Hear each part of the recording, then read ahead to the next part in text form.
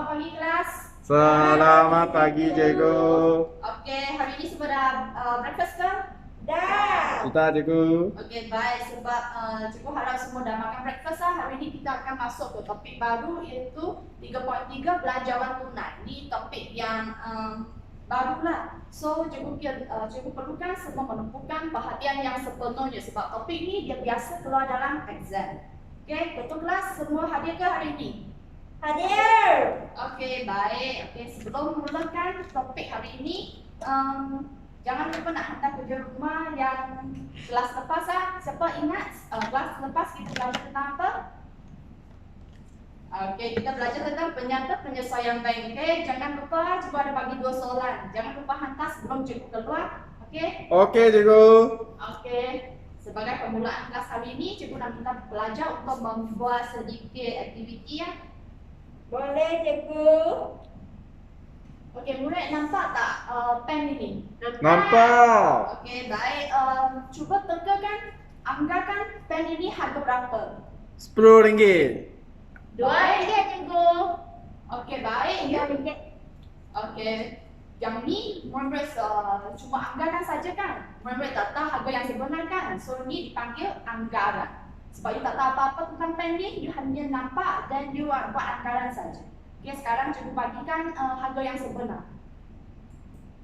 Okey, harga sebenar pen ni RM5. So ada yang betul, ada yang salah. Bukan betul ke salah, tu kurang tepat ataupun tepat. Ini tak ada salah ke betul. Okey. Faham, cikgu. Okey, buku latihan ni. Teka lagi, harga berapa? RM1. Baik, good try. Next. RM1.80. Dekat yang next. Boleh try?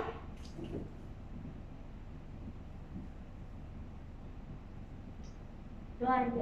Okey, baik. Sekarang cikgu bagi harga sebenar. Yes, betul RM2. Ada yang tepat, ada yang kurang tepat. Tu aktiviti ni cikgu nak bagi tahu apa yang beza anggaran dengan yang sebenar. Okay, dia tak ada kira salah betul. Cuma anggaran dengan sebenar dia kadang-kadang ada beza. Okay, so sekarang kita masuk kepada komponen dan konsep penting dalam belanjawan tunai. Okay. Yang ni sebelum kita masuk ke topik 3.3 belanjawan tunai ni, cikgu nak bagikan sedikit konsep ataupun nak beritahu sedikit komponen yang penting dalam topik ini. Yang pertama adalah penerimaan. Okey, so kita dalam topik ni kita kena pegang karakter kita sebagai seorang peniaga yang mana kita pegang satu perniagaan.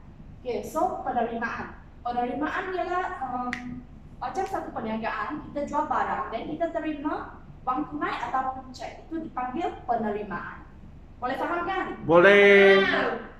Okey, yang kedua adalah pembayaran. Kita sebagai perniagaan, kita ada belanja yang tertentu. Contohnya belanja operasi, belanja elektrik, itu dipanggil pembayaran. Biasa kita akan bayar pakai wang tunai ataupun cek. Wang tunai. Okey, faham kan? Faham. Okey, konsep yang ketiga anggaran. Tadi dalam aktiviti tu pelajar semua dah tahu kan anggaran. You tak tahu apa-apa yang sebenar tentang benda tu tapi you cuma buat anggaran saja. Tu dipanggil anggaran. Okey. Yang last sekali sebenar. Sebenar tu cikgu dah paparkan harga yang pen dengan harga buku latihan tu dipanggil sebenar. Tu harga-harga yang benar selepas transaksi tersebut berlaku dan you tahu harga tersebut. Faham, cikgu. Faham kan? Faham. Okey. Next, kita masuk bagi kepentingan belanjawan tunai. Total ada 6. Ada 6 kepentingan belanjawan tunai. Okey. Yang first adalah membuat perbandingan penerimaan dan pembayaran tunai. So melalui belanjawan tunai ni kita boleh membuat perbandingan antara penerimaan dan pembayaran tunai. Cuma kita boleh tengok mana yang lebih banyak sama ada penerimaan ataupun pembayaran. So dalam tempoh ni maybe penerimaan yang lebih, tapi dalam tempoh yang seterusnya maybe pembayaran yang lebih baik. Itu kegunaan belanjawan tunai. Kepentingan yang kedua ialah mengenal pasti kecairan tunai. Kecairan tunai tu boleh nampak satu perniagaan tu dia mampu tak untuk menerusikan perniagaan dia tersebut. Kalau kecairan tunai dia dalam keadaan yang baik, maksudnya pihak urusan perniagaan tersebut dia berpotensi. Okey, kepentingan yang ketiga ialah mengawal penerimaan dan pembayaran tunai. Okey, dalam belanjawan tunai ini kita boleh nampak berapakah penerimaan dan juga berapakah pembayaran dalam perniagaan kita. Contohnya kita boleh kawal penerimaan dan pembayaran tunai. Apabila kita dapati penerimaan kita dah kurang ataupun dah sikit, so kita boleh sebagai peniaga kita boleh membuat business plan ataupun promosi plan untuk meningkatkan jualan perniagaan kita.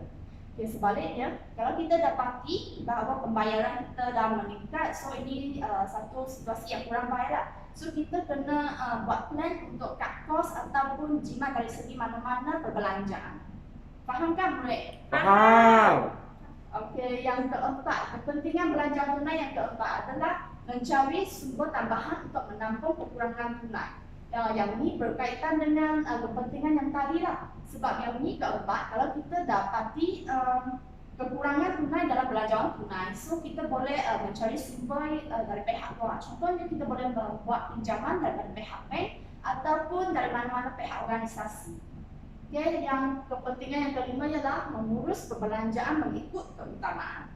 Okay, so melalui belanjawan tunai kita boleh tahu berapakah wang tunai ataupun berapakah cash yang ada pada tangan kita. So kita boleh menguruskan lah, tapi kena mengikut keutamaan. Contohnya, you ada RM100, tapi you kena pilih pilih antara belian stok ataupun beli rak pameran. Okay, murid-murid mana yang penting, belian stok ataupun beli rak pameran? Belian stok. Yes, betul, belian stok. Sebab apa? Sebab belian stok ini akan membantu kita untuk meningkatkan jualan kita dan ini boleh menambahkan keuntungan kita. So, belian stok tu dia lebih penting. Okay. Yang last kali, belanjawan tunai ini boleh dijadikan sebagai satu rujukan untuk permohonan pinjaman. Sebab belanjawan tunai ini dia boleh dijadikan sebagai satu bukti untuk menunjukkan keupayaan sesuatu perniagaan untuk membayar balik hutang tersebut. Sebab semasa kita membuat pinjaman bank, pihak bank dia akan minta beberapa ataupun dokumen daripada perniagaan kita dan belanjawan tunai merupakan salah satu dokumen. Sebab belanjawan tunai ini dia boleh nampak secara tunai ataupun potensi dalam satu perniagaan. Boleh fahamkan enam kepentingan ni? Faham, cikgu. Faham. Okey, baik. So next. Okay, next adalah penerimaan dan pembayaran dalam belanjawan tunai.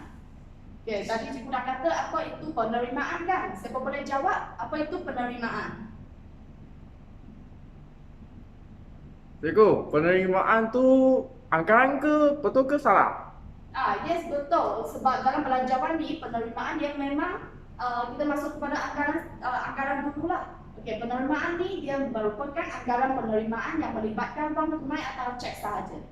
Sebab dalam belanjawan tunai, mula-mula pada awal bulan kita tak tahu berlaku apa transaksi dalam bulan ni. So kita hanya boleh membuatkan anggaran saja. So penerimaan ni dia merupakan anggaran penerimaan yang melibatkan wang tunai ataupun cek sahaja. Nama dia dah belanjawan tunai. So kita akan juga boleh melibatkan wang tunai ataupun cek sahaja. Biasanya penerimaan ini dia membolehkan peniaga untuk menampung segala perbelanjaan perniagaan. Contohnya modal jualan tunai ataupun kutipan hutang. Semua ini modal jualan tunai dan kutipan hutang hanya boleh dianggarkan dalam wang tunai sahaja, wang tunai ataupun cek.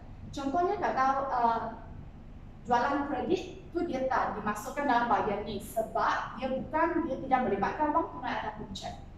Sebab jualan kredit tu you belum dapatkan apa-apa semasa transaksi tersebut berlaku. Faham, cikgu? Faham. Okay, baik. Next.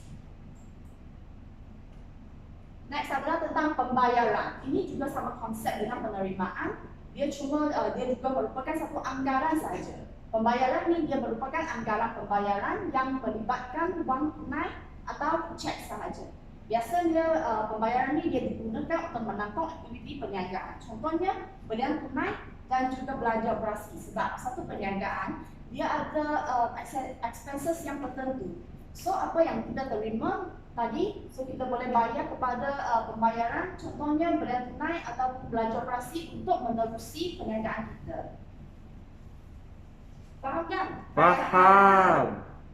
Okay, kalau tak faham apa-apa boleh tanya je, tak apa. Boleh cikgu. So kita masuk ke bahagian lebihan dan kurangan dalam belanjawan tunai. Ini bahagian lebih susah sikit lah, benar-benar beri perhatian lah. Okey. Apa itu lebihan? Lebihan tu jumlah penerimaan melebihi jumlah pembayaran. Jumlah penerimaan melebihi jumlah pembayaran. Maksudnya penerimaan you dalam perniagaan tersebut telah melebihi pembayaran. Contohnya, cikgu terima RM10, tapi cikgu bayar RM5. So itu dijadikan keadaan lebihan. Okay, faham? Faham. Yang next adalah kurangan. Kurangan adalah keadaan yang sebaliknya lah, di mana jumlah penerimaan dia kurang daripada jumlah pembayaran. Okay, contohnya kalau cikgu terima RM10, tapi cikgu kena bayar RM15. So itu keadaan yang kurangan lah. Betul kan? Faham cikgu? Betul. Okey, so cikgu sekarang berikan sedikit contoh dan murid-murid yang tahu boleh bagi kita jawapan. Okey, contohnya kalau cikgu terima RM5 dan cikgu kena bayar RM20. Itu keadaan Kurangan. yes, betul. Kurangan sebanyak RM15. Okey. Contoh yang next, cikgu terima RM20 tapi cikgu kena bayar RM12. Itu keadaan Lebihan. yes, betul, lebihan. Semua faham kan? Faham. Okey, baik. Okey, so sekarang kita masuk ke perbandingan penerimaan sebenar dengan penerimaan yang dijangka. Okey, tadi first cikgu dah bagi tahu apa itu konsep sebenar dan jangkaan kan? So sebenar itu bermaksud transaksi tersebut benar-benar berlaku dan jumlah itu pun direkod pada masa tersebut. Okay, yang mana dijangka adalah you tak tahu apa-apa, hanya buat jangkaan mengikut sesuatu dokumen saja. Okay, bahagian yang pertama adalah penerimaan sebenar melebihi penerimaan yang dijangka. Sebenar melebihi jangkaan. Okay. Contoh sana, sebenar dalam keadaan yang sebenar, cikgu terima RM1,000. Tapi dalam jangkaan cikgu jangka akan dapat diterima adalah RM800. So ini merupakan keadaan yang memuaskan lah. Memuaskan, betul. Sebab cikgu jangka cikgu akan dapat RM800 saja. Tapi akhir bulan cikgu dapati dah lebih RM200. Cikgu dah dapat RM1,000 dalam bulan tu. So itu keadaan Memuaskan. yes, betul, keadaan memuaskan. Okay, senang kan? Senang. Okey, so keadaan yang kedua adalah penerimaan sebenar kurang daripada penerimaan yang dijangka. Sebenar kurang daripada jangkaan. Okey, contohnya adalah dalam sebenar cikgu dah terima RM450. Tapi dalam jangkaan, cikgu jangka cikgu akan dapat RM500. So ini merupakan keadaan yang tidak memuaskan. Sebab dalam jangkaan cikgu jangka cikgu akan dapat RM500, tapi akhir bulan cikgu dapati cikgu dapat RM450 saja. So itu keadaan Tidak memuaskan. Yes, faham. Boleh kan? Boleh. Okey, next sebaliknya. Tadi kita belajar tentang penerimaan. So sekarang kita masuk ke pembayaran. Tapi dia konsep yang sama, cuma penerimaan dan pembayaran saja. Okey. Bahagian yang pertama, pembayaran sebenar melebihi pembayaran yang dijangka. Okey, sebenar melebihi yang jangkaan. Dalam contoh ni, sebenar cikgu akan bayar RM12,000. Tapi dalam jangkaan cikgu hanya bayar RM11,300 saja. So ini merupakan keadaan yang tidak memuaskan lah, sebab sebenar yang cikgu apa yang cikgu bayar telah melebihi jangkaan cikgu. Okey, ini keadaan yang Tidak memuaskan. Yes. Boleh, yes. Keadaan yang kedua adalah pembayaran sebenar kurang daripada pembayaran yang dijangka. Sebenar kurang daripada jangkaan. Okey, dalam contohnya adalah sebenar cikgu akan bayar RM250, tapi dalam jangkaan cikgu jangka akan bayar RM350. So ini keadaan yang memuaskan lah, sebab apa yang cikgu jangka, apa yang cikgu sebenarnya bayar dah kurang daripada yang jangkaan. Faham kan semua? Faham. Okey, baik. Hari ini kita satu kelas saja kan? Betul, satu waktu sahaja. Okey, satu waktu, so cikgu rasa tak boleh siap kot sebab bab ni actually dah panjang. Okey, yang next class cikgu Laila kan? Cikgu Laila akan masuk nanti kan? Betul cikgu. Okey, baik. So cikgu tengok sekejap lah.